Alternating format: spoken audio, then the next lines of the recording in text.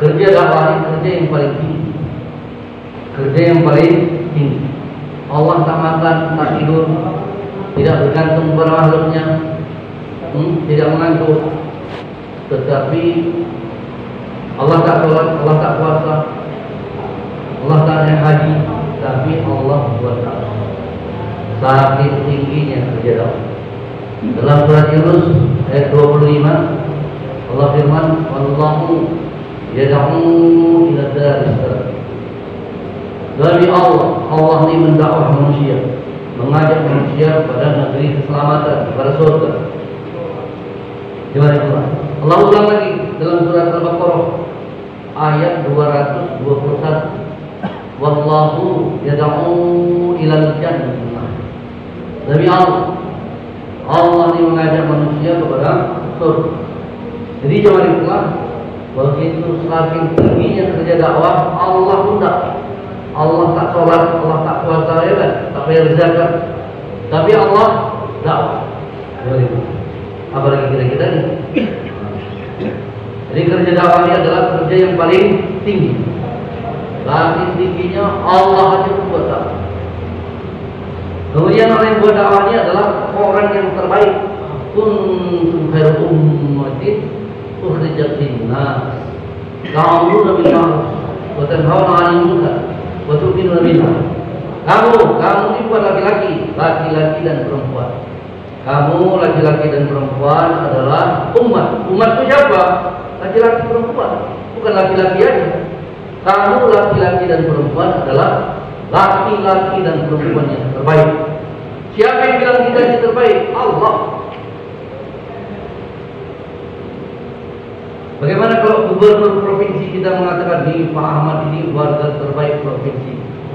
Bagaimana di Pak Ahmad ini? Oh, dapat fasilitas. Mungkin rumah dikasih, uang saku dikasih, tunjangan bulannya pun dikasih. Warga terbaik satu provinsi. Bagaimana kalau Presiden Indonesia mengatakan di Pak Ahmad ini warga terbaik seluruh Indonesia? Lebih hebat lagi, Pak. Jatahnya ya. Rumahnya, uang sakunya, tunjangan bulanannya. Mungkin Presiden kalau pergi keluar negeri dibawa tuh dia nih. Warga terbaik seluruh Indonesia. Ini orang dakwah warga terbaik seluruh dunia dan akhirat mereka, bukan dunia aja. Siapa yang bilang? Allah yang bilang. Jadi apa maksudnya? Gak mungkin orang yang buat kerja dakwah ini hidupnya susah. Mana mungkin orang terbaik susah? Tak cocok sama itu. Jadi kalau kita merasa saya ini udah buat dakwah, tapi kok saya ini susah terus. Coba periksa dulu dakwahnya. Mungkin 3 harinya bolong-bolong jangan pulang. 2,5 jamnya tak beres. 2,5 jamnya bukan jumpa umat. Jumpa umat juga umat wahidah, istrinya. 2,5 jamnya sama bininya aja terus jalan. Nisab tahulannya bolong-bolong jangan pulang. Bagaimana mau dijadikan orang yang terbaik? Tak cocok. Jadi kerja dakwah kerja yang paling tinggi. Orang dakwah orang yang paling baik, laki-laki dan perempuan, bukan laki-laki aja. Apalagi ucapan dakwah ucapan paling baik. Surah Al-Fussilat ayat 33. Wa man ahsanu qawlan mimman da'a ila Allah.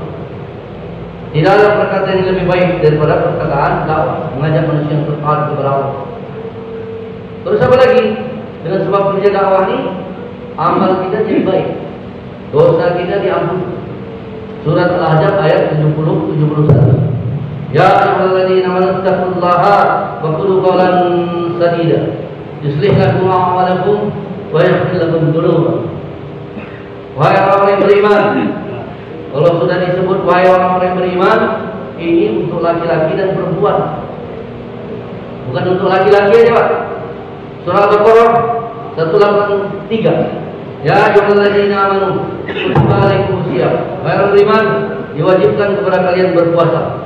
Siapa yang puasa? Kakek, nenek, bapak, ibu, abang, kakak, budak, budi, anak laki, anak perempuan semua puasa. Jadi kalau ada kalimat ya ayyuhalladzina amanu, itu secara umum ditujukan untuk laki-laki dan perempuan. Ya ayyuhalladzina amanu taqullaha wa qulu qawlan sadida. Wahai orang beriman, laki-laki dan perempuan, bertakwalah kepada Allah dan ucapkanlah perkataan yang baik. Perkataan dakwah adalah perkataan yang paling baik. Dengan sebab itu Allah kasih dua jaminan. Yang pertama, yuslih lakum a'malakum. Allah akan perbaiki untuk kamu amalan-amalan kamu. Jadi jangan itulah, tidak mungkin orang yang ikut kerja dakwah ini amalannya makin hari makin berantakan. Tidak mungkin. Kenapa tidak mungkin? Orang Allah yang bilang pasti amalnya diperbaiki. Jadi kalau kita merasa buat dakwah tapi amal kita malah makin buruk, sama Pak sama yang tadi. Periksa tuh amal dakwah kita, 2-3 hari kita, 2,5 jam kita, WMM kita, Masturo kita, jamaah itulah. Nah, kalau itu berantakan, wajarlah amal kita pun berantakan. Tapi kalau itu bagus, Allah Pak yang jamin. Ada contohnya, banyak kali pun, Bapak lihat aja siapa di sekeliling kita yang dia istiqomah. Makominya istiqomah, keluarga pun istiqomah, istrinya pun ikut dalam kerja dakwah. Coba lihat orang itu, bagaimana dia? Pasti makin bagus. Ini ayat Quran, tak mungkin salah. Nah ini lagi Pak, jangan sempat kita ini sebagai orang Islam meragukan kebenaran satu aja ayat dari Al-Quran. Jangan pula.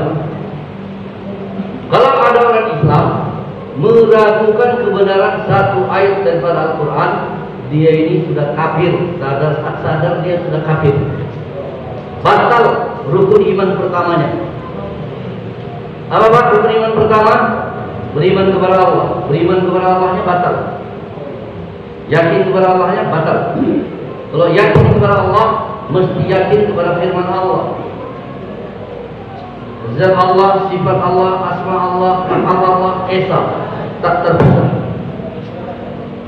Jadi kalau dia mengatakan beriman kepada Allah, tapi tak yakin kepada ayat Quran, firman Allah, bohong dia. Batal rukun iman pertamanya.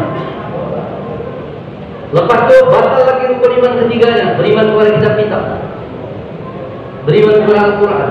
Dia menyaksikan kebenaran satu ayat daripada Al-Quran, batal lagi rukun iman ketiganya.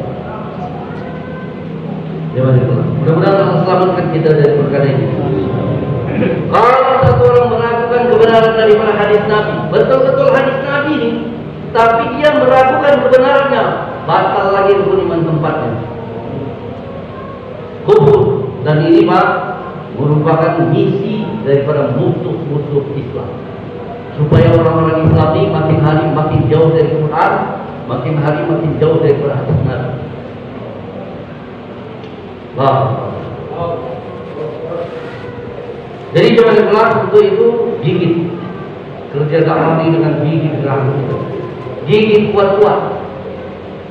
Hah? Walaupun kita disepak-sepak supaya lepas dari kerja dakwah ini, tetap dipegang kerja dakwah itu. Disepak-sepak, ditunjang-tunjang, disiksa-siksa supaya lepas dari kerja dakwah. Jangan mau, tetap pegang juga. Orang dakwah, orang yang kerja dakwah, kerja yang paling baik. Satu. Orang dakwah, orang yang paling baik. Ucapan dakwah, ucapan paling baik. Dengan sebab buat dakwah, amal akan jadi baik, dosa Allah ampun. Dosa Allah ampunkan. Apalagi sebab yang mau kita cari di dunia ini, Pak. Apalagi yang mau kita cari Pak di dunia ini. Sudah Allah kasih sama kita di kerja dakwah jadi kerja yang paling baik. Maka semua siap gigit kerja dakwah ini dengan gigit kerja dakwah ini dengan gigi geraham kita. Semua siap insyaallah. Begitu hebatnya jemaah itu amal daripada kerja dakwah, sehingga Nabi menyampaikan maqamu ahadikum fi sabilillah sa'atan khairul lahu min amalihi umuruhu fi ahli. Rawahu Hakim. Sejenak saja satu orang berdiri di jalan Allah. Jadi jemaah jihad fi sabilillah, jihad ini macam-macam. Perang melawan orang kafir, jihad fisabilillah juga. Perang melawan setan, jihad fisabilillah juga. perang melawan kemungkaran, fahsya dan mungkar, ini jihad fisabilillah juga. Perang untuk merubah diri sendiri dari maksiat menjadi taat, ini jihad juga. Jihad itu. Jadi jihad yang paling tinggi itu perang melawan maksiat, buat kerja dakwah. Inilah jihad yang paling tinggi. Itu tadi sudah kita dengar, makin tingginya Allah pun buat kerja dakwah. Jadi sabda Nabi dan hadis Hakim, sejenak saja di jalan Allah, sejenak saja berdiri di jalan Allah lebih baik lagi daripada amal, lebih baik lagi daripada amal yang kamu lakukan seumur hidupmu, seluruh hidupmu. Kalau 70 tahun, 70 tahun. Kalau 60 tahun, 60 tahun. Kalau 80 tahun, 80 tahun.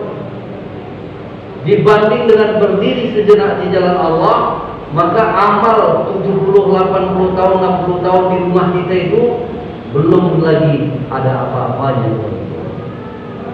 Jadi sampai masuk tak ke dalam hati kita? Jangan itu.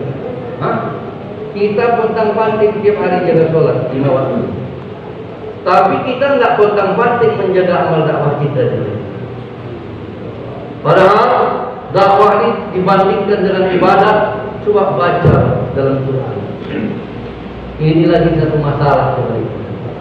Orang Islam ini tak mau baca Quran. Maksudnya tak mau baca Quran terjemah. Al-Baqarah 185.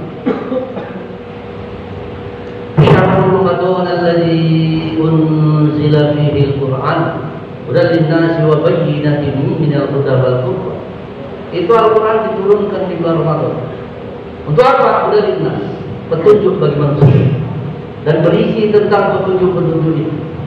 Dan Al-Quran ini adalah pembeda antara hak dengan yang batin. Al-Baqarah ayat 2. Zalikal kitabul la raiba fihi hudan lil muttaqin. Itu kitab Quran tak ada keraguan di dalamnya, menjadi petunjuk bagi orang-orang yang bertakwa. Surat Al-Imran ayat 138. Hadza bayanun lin-nas wa hudan wa mau'izatan lil muttaqin. Ini kitab adalah menjadi penjelasan bagi manusia, petunjuk dan pelajaran bagi orang-orang yang bertakwa. Petunjuk. Surat An-Naml ayat 1 ayat 2. Qasim tilka ayatul Qur'ani kitabim mubin hudan wa busra lil mu'minin. Ini ayat Quran menjadi petunjuk, menjadi penjelasan yang jelas, kitab yang menjelaskan, petunjuk dan kabar gembira bagi orang-orang yang beriman. Jadi jangan lupa Al-Quran itu fungsinya sebagai petunjuk. Walaupun kalau kita nggak tahu ajaran Quran, nggak ngerti kita baca Arab ya kan, kita baca Quran dapat pahala 1 huruf 10 pahalanya. Tapi Allah turunkan Al-Quran ini tujuan utamanya supaya jadi petunjuk.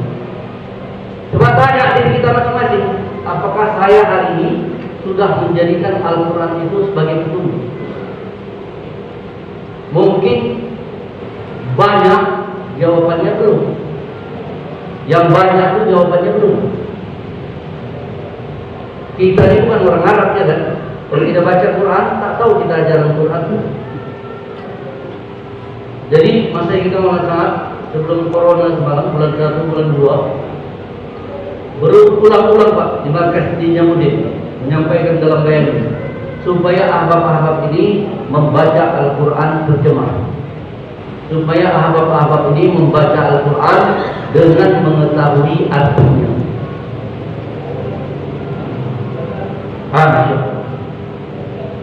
Udah belum itu dalam diri kita? Kemungkinan besar jawabannya belum. Jadi kita jadi orang Islam, jalankan Islam ini pakai apa? Ya pakai otak kita sama perasaan kita, bukan pakai Quran. Jangan diulang. Karena Al-Quran tidak menjadi petunjuk bagi kita, maka jadilah agama ini kita jalankan sesuai dengan otak dan perasaan kita. Makanya jadi kacau balau. Makanya orang-orang Islam ini mudah dibodoh-bodohi oleh musuh-musuh Islam itu. Mudah dibodoh-bodohi, orang tak ngerti Quran. Baca Quran tak tahu artinya, tak tahu ajarannya. Jangan buat. Maka untuk itu diberilah Al-Quran terjemah. Keluaran Departemen Agama Republik Indonesia. 13 ulama besar itu yang usulnya. Itu mudah dimengerti dan lebih sesuai dengan kita orang yang buat kerja dalam. Coba kita lihat dalam Quran Keluaran Departemen Agama Republik Indonesia. Yang mengeluarkan itu Departemen Agama Republik Indonesia, bukan Arab Saudi. Jemaah tentang surat Al-Ahzab ayat 59 tentang jilbab. Apa di situ ditulis? Kalau terjemahan sekarang ini gas nomornya 690 kalau tak salah nomornya. Catatan kaki di bawah dijelaskanlah. Nomor 690. Jilbab adalah suatu pakaian yang lapang yang bisa menutup kepala, muka dan dada. Itu keluaran Departemen Agama Republik Indonesia, bukan keluaran Arab teman-teman. Tapi kalau kita tak mau baca Quran terjemah, kita bodoh terus sampai mati teman-teman.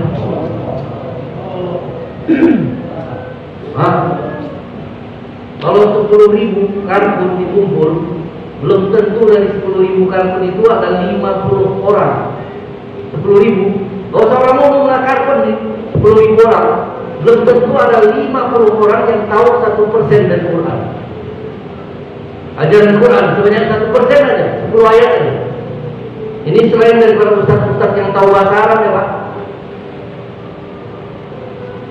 Jadi sekarang ini saya kasar sedikit. Sekarang ini tilang tempat tidur kita lebih berharga lagi daripada Al-Quran terjemah. Macam mana pun miskinnya orang Islam, di rumahnya ada tilang tempat tidur. Silap-silap walaupun dia miskin, tilang tempat tidurnya harganya jutaan di rumah. Apalagi yang berduit. Kalau 8 orang di rumah tuh 8 tilang tempat tidurnya, bisa lebih. Berjuta-juta orang bisa dibeli. Al-Quran terjemah 100.000, 200.000 tak bisa dibeli cuma itu. Inilah keberhasilan daripada musuh-musuh Islam. Merupakan keberhasilan daripada setan laknatullah alaihi. Maka kita jangan maulah dibodoh-bodohi oleh setan, dibodoh-bodohi oleh musuh-musuh Islam itu. Kalau di rumah kita belum ada, dibeli Pak. Kalau 8 orang di rumah kita, beli 8 Al-Quran terjemah. Bukan dibeli aja, dibaca. Udah dibeli, udah Pak. Terus, ya udah pokoknya kan harus beli Pak. Bukan dibeli, udah dibeli dibaca loh. Insya Allah. Kayak mana dengan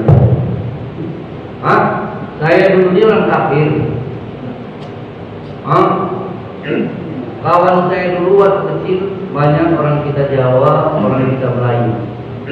Jadi kawan-kawan kita tuh, kawan-kawan saya itu semua orang Islam. Kalau kita nanti datang ke rumahnya, emaknya cerita. Emaknya lah, ini dakwah juga kita waktu itu ya kan. Ini agama yang paling betul ini cuma Islam aja. Yang betul ini cuma Islam aja. Yang lain tak betul semua. Semua orang Islam aja masuk surga. Selain daripada Islam masuk neraka dulu. Waktu itu saya belajar Kristen, sekolah di Metodis, Kristen Protestan. Wah itu kalau pelajaran agama Kristen, itu semua dosa-dosa orang Kristen, semua dosa-dosanya sudah ditebus oleh Yesus Kristus di malam salib. Di dosa zina, mabuk, kuliah, segala macam, pokoknya hapus semua. Jadi orang Kristen ini dijamin surga. Saya tadi sombong kali orang Islam. Datang lagi kita satu kakak-kakak cuma Islam aja gitu, Islam masuk surga, yang lain neraka semua. Tak tahunya beberapa hari kemudian kakaknya udah nikah, ketahuan berzina sama anak lajang. Ketika anak lajang itu sama suami kakak dulu. Itu orang Islam gak ada beresnya. Cuma cakapnya aja yang besar. Nah, 2005 waktu saya kuliah tahun 84 atau 85, 84 kawan-kawan kuliah saya diberikan yang saya Al-Quran terjemah. Satu laki-laki datang kepada Nabi, ya Rasulullah, aku telah berzina. Maka Nabi memalingkan wajahnya ke tempat lain. Laki-laki itu datang lagi ke hadapan Nabi, ya Rasulullah, aku telah berzina. Maka Nabi memalingkan lagi wajah Nabi ke tempat lain. Laki-laki itu datang lagi, ya Rasulullah, aku telah berzina. Maka sabda Nabi, nanti enggak, cuma kau pegang-pegang aja. Nah, Nabi buat macam itu. Satu orang wanita datang kepada dia, ya Rasulullah, aku telah berzina. Tegakkanlah hukum rajam kepada aku. Ini ya Rasulullah buktinya, aku sudah hamil. Dihukum Nabi.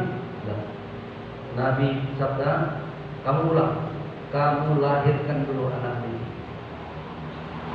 Dan Nabi gak ngomong sama sahabat-sahabat, kalian kawal ya, perempuan itu ya, mata-matain dia ya, supaya jangan lari ya. Enggak ada. Dibiarkan aja perempuan itu pulang. Kalau dia mau pergi, udah, gak apa-apa dia pergi. Nabi kasih kesempatan untuk itu.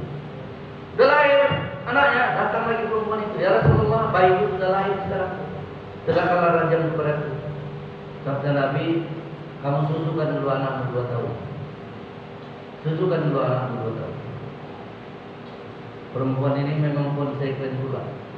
Tak lari Pak, disusukannya anaknya 2 tahun, habis itu dia datang lagi. Maka ditegakkanlah hukum rajam kepada dia. Badannya ditanam sampai leher, tinggal kepala aja. Kepala itu dilempar batu sampai mati. Tapi dengan sebab itu dosa zinanya Allah ampunkan. Ada satu orang sahabat lagi kena rajam, darahnya muncrat. Sahabat lain mengumpah-umpah dia. Apa saudara? Marah Nabi kepada sahabat yang mengumpah. Demi Allah, sahabat kalian ini sekarang sedang berenang-berenang di sungai-sungai surga.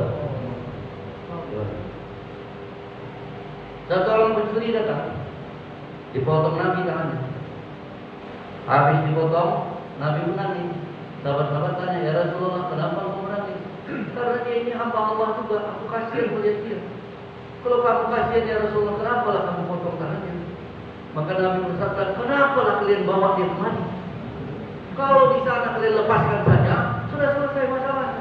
Kalau kalian bawa kembali di hadapan aku, hukum Allah mesti dijalankan. Satu orang lagi di zaman Sayyidina Ali bin Abi Thalib mencuri, dibawa ke hadapan Sayyidina Ali. Kamu mencuri? Iya, Amirul Mukminin. Nanti enggak, mungkin punya kamu sendiri, cuma mirip sama punya orang. Enggak, Amirul Mukminin, memang punya aku. Memang punya orang mencuri.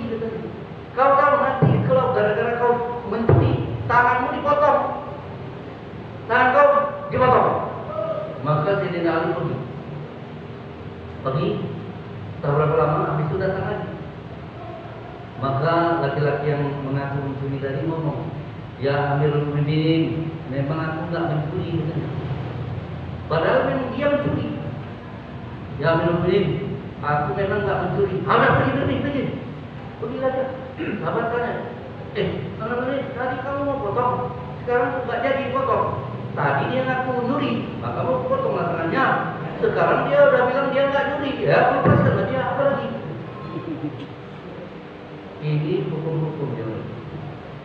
Tetapi manakala ada 3 sahabat tidak keluar di jalan Allah, Ka'ab bin Malik radhiyallahu anhu, karena dia sibuk urus kekayaannya, belum pernah dia kaya yang menyentuh. Dan Ka'ab bin Malik bukan tak mau pergi, aku mau pergi. Nanti pagi datang ke majelis Nabi, pulangnya aku siapkan barang-barang. Udah pulang, lalai lagi urus kekayaan sebabnya. Besok nggak jadi lagi, sibuk ngurus kekayaannya. Sampai pasukan Nabi berangkat ke Tabuk, Ka'ab bin Malik tadi. Satu sahabat lagi, Murarah bin Rabi, ini ahli Badar. Ka'ab bin Malik bukan ahli Badar. Murarah bin Rabi ahli Badar. Kenapa dia nggak ikut perang Tabuk? Karena waktu itu lagi panen.